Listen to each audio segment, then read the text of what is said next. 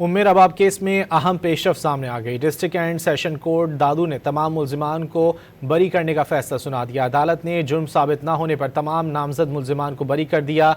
वकील सलाहुद्दीन पंवड़ ने आगाह किया कि अदालत ने सबूतों को नाकाफी करार दिया।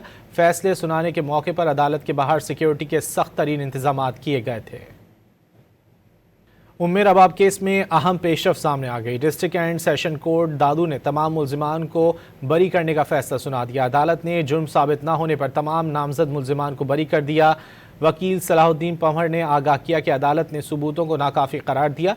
फैसले सुनाने के मौके पर अदालत के बाहर सिक्योरिटी के सख्त तरीन इंतजाम किए गए थे।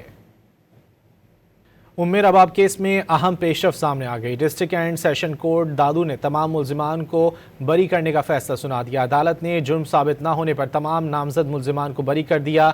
वकील सलाहुद्दीन पंवड़ ने आगाह किया कि अदालत ने सबूतों को नाकाफी करार दिया। फैसले सुनाने के मौके पर अदालत के बाहर सिक्योरिटी के सख्त तरीन इंतजाम किए गए थे।